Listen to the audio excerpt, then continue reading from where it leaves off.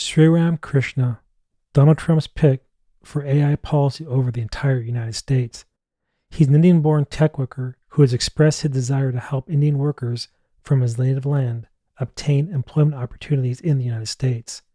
If allowed, he will pursue two key issues: removing green card caps and immigration reform. Quote, anything to remove country caps for green cards, unlock skilled immigration would be huge, end quote.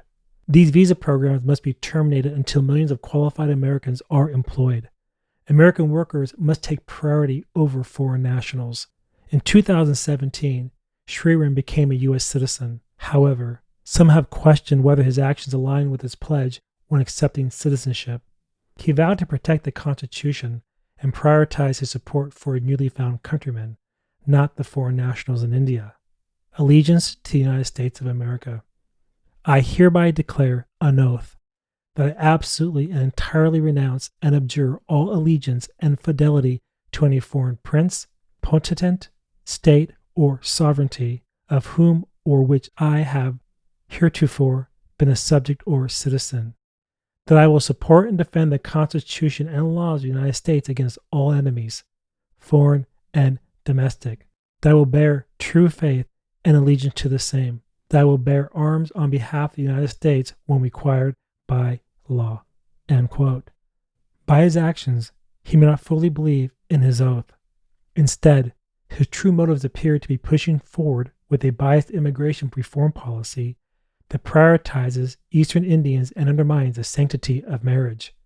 Sriram himself stated that a holy bond is an untapped market for helping Eastern Indians gain access to America. It's the elephant in the room is just get married to a U.S. citizen, make that happen, figure it out. Stay tuned for our upcoming episode on finding romance with people of the U.S.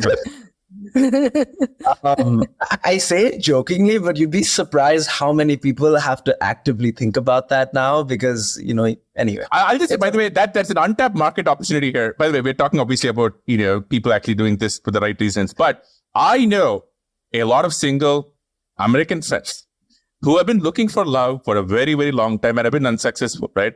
And they would love nothing better than a very smart, accomplished Indian boy or girl. Right? It could be suitable boy, suitable girl, right? That they would love to get married to. So there is a rom-com to be made here somewhere, right? Like, I can totally just see it in my head, right? You're like, hey, I want to get, citizenship. You're like, I haven't found love. And they come together and then immigration brings them together. Maybe they get married at an embassy or a consulate somewhere. Let's make it happen Hollywood.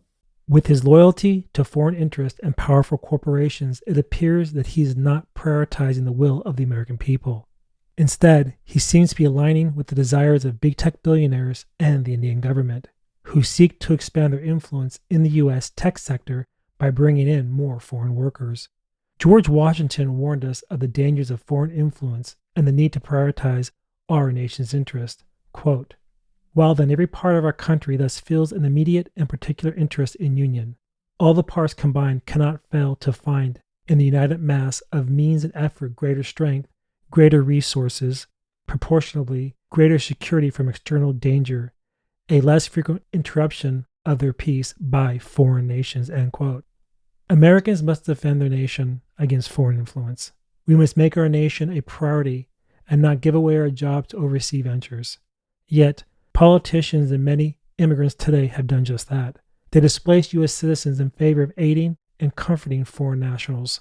These actions have caused significant harm to American workers and the U.S. economy, with millions of unemployed tech workers, some of whom have lost their homes or even taken their own lives. Many have questioned the true motives behind Trump's decision to support Sriram, given his background and stated goals.